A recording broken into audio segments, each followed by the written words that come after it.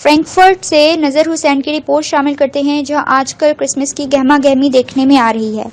Frankfurt کے پل تک سجائے گئے ہیں۔ فرینکفرٹ میں ایک ایسا پل بھی ہے جس پر نئے جوڑے جا کر تالا لگاتے ہیں اور چابی دریا میں پھینک دی جاتی ہے تاکہ ان کی دوستی یا جوڑی ہمیشہ کے لیے قائم رہے۔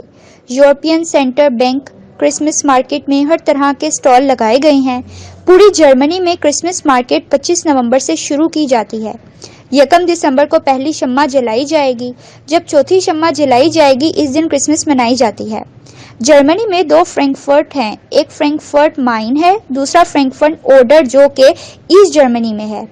کرسمس مارکیٹ ہمیشہ 25 نومبر سے شروع ہوتی ہے اور 24 دسمبر تقریباً 2 بجے بند کر دی جاتی ہے، کیونکہ ان کے حساب سے اس دن عیسیٰ علیہ السلام کی پیدائش ہوئی تھی، جسے جرمن زبان میں ہیلیجیم ایبنڈ کہا جاتا ہے، جس کا مطلب معجزے والی رات اور برکتوں والی رات ہوتی ہے۔